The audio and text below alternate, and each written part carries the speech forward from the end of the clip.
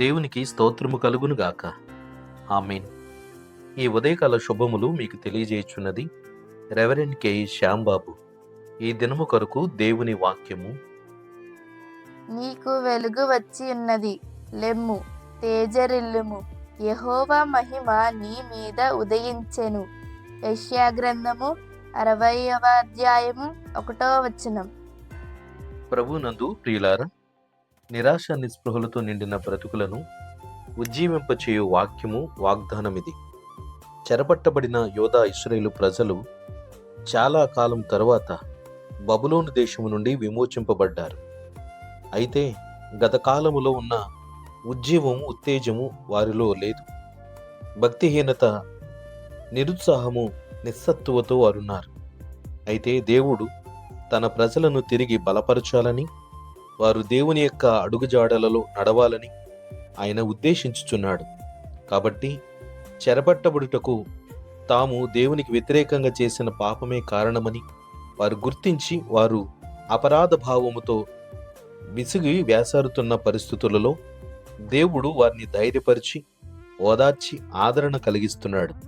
అందువలన దేవుడు ప్రవక్త ద్వారా ఒక మాట ఇస్తున్నాడు. చీకటి ముసిరిన వారి బ్రతుకులను నూతన చైతన్యం కలిగించుటకు దేవుని ఆశీస్సులు వారికి కలగచేయడానికి ఇష్టపడుతున్నాడు. యెహోవా మహిమ నీ మీద ఉదయింపు చేస్తున్నాడు. ఇక చింత విచారము విడిచిపెట్టుము, లేచి తేజరిల్లుము అని వెన్ను తట్టి లేపుతున్నాడు దేవుడు. ఆ వాక్యము దేవుని ఒక ప్రత్యేకమైనటువంటి ఉద్దేశము ఈరోజు మన జీవితంలో కూడా అన్వయించుకొనగలిగితే మనము కూడా ఉజ్జీవించబడతాం.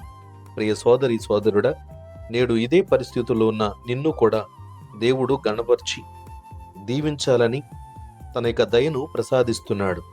ఈ ఉదయమున నీ దుఃఖము, నీ చింతము, వాటమి, అవమానమును విడిచిపెట్టి ప్రభు మాటను బట్టి ధైర్యము తెచ్చుకుని ముందుకు సాగుము.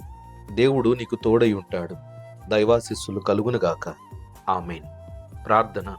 ప్రేమగల తండ్రి, ఘనమైన దేవ, నీకు స్తోత్రాలు చెల్లిస్తున్నాము. మా జీవితములలో ఎన్నో పర్యాయాలు ఓడిపోయిన పరిస్థితులలో నిరుత్సాహముతో ఆయన కృంగిపోతున్నాము. మమ్మలను అనుదినము నీ వాక్యం చేత ధైర్యపరిచి ఆదరిస్తున్నావు. స్తోత్రాలు. నువ్వెంతైనా నమ్మదగిన దేవుడవు, మా ప్రతి పరిస్థితికి చాలిన దేవుడవు. ప్రభా, ఈ ఉదయకాలము నీ వాక్యమును ఆలకిస్తున్న ప్రతి బిడలను ఉజ్జీవింప చేయండి. ఆత్మీయముగా వారిని పురికొల్పండి. జీవితమును మునుగు కొనసాగింపు చేసేటువంటి విషయములో నాయన నీవే సహాయం చేయమని వేడుకుంటున్నాం. ఆర్థికంగాను, ఆత్మీయంగాను, భౌతికంగాను కృంగిపోయిన బిడలను తిరిగి లేవనెత్తండి.